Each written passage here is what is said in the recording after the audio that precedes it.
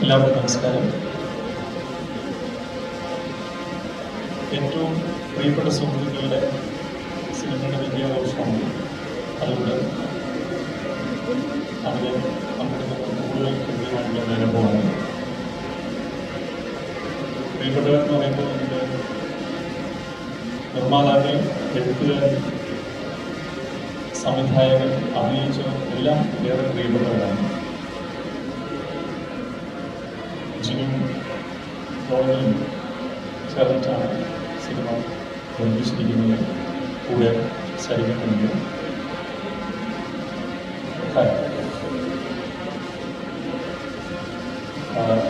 സംവിധാനം ചെയ്തിരിക്കുന്ന പ്രിയപ്പെട്ട ദാമിയാണ്. അഭിനയിച്ചിരിക്കുന്ന പ്രിയപ്പെട്ട മറ്റ് എല്ലാവരും സുഹൃത്തുക്കളുമാണ്. അപ്പോൾ ഈ സിനിമ ലുലുമാളിലെ ഓഡിയോ ലോഞ്ച് ആണെങ്കിൽ പങ്കെടുക്കാൻ എനിക്ക് കഴിയുമെന്ന് ഇത്തരമൊരു വിദ്യാഘോഷത്തിൽ പങ്കെടുക്കാൻ കഴിയുന്നില്ല എന്ന് അന്ന് പറഞ്ഞതാണ്. അതിപ്പോൾ ചില ആളുകൾ ഫലവത്തായിരിക്കും. സിനിമ കണ്ടുപിടിച്ചത് ജൂനിയർ സഹോദരന്മാരാണ് എന്നാണ് നമുക്ക് അറിയാവുന്ന ഒരു കാര്യം. അവർ തമ്മിൽ 2 വയസ്സിൻ്റെ വ്യത്യാസമുണ്ട്. അപ്പോൾ സിനിമയിൽ എന്നും സഹോദരന്മാർക്കില്ലേ എന്നാണുള്ളത്. മലയാള സിനിമയെ അടിമുടി മാറ്റാനായിട്ട് വന്ന 2 സഹോദരന്മാരാണ് അവരുടെ സുഹൃത്തുക്കളായിട്ടുള്ള ഡോളിയും ഡാർവിനും. ഇരട്ടകളാണ്. ഇരട്ട സംവിധായകരെ കുറിച്ച് കേട്ടിട്ടുണ്ട്. പക്ഷെ അത് സഹോദരന്മാരിൽ ഇത് ഇരട്ടകളാണ്.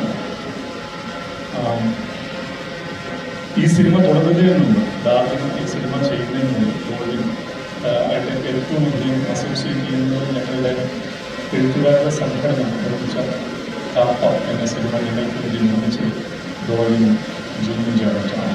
അപ്പോൾ അതുകൊണ്ട് എനിക്ക് ഡോളിനെയും ഡാർവിനെയും അറിയാം. അതുകൊണ്ട് ഞാൻ എപ്പോഴും പറയുന്ന ഒരു സംഗതിയുണ്ട്.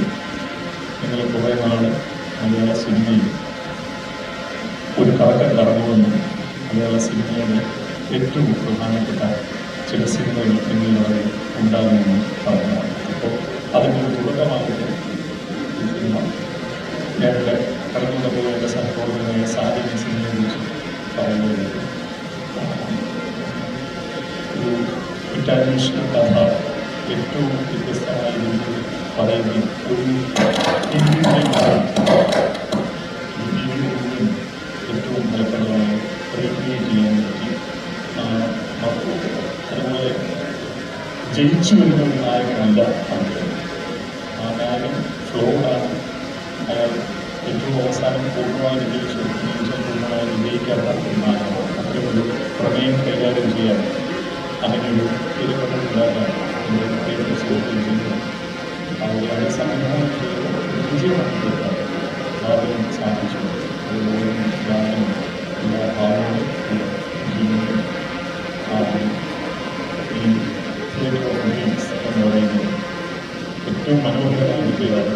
അത് ഒരുപാട് യാഥാർത്ഥ്യമാക്കാൻ പ്രൊഡക്ഷൻ ഹൗസ്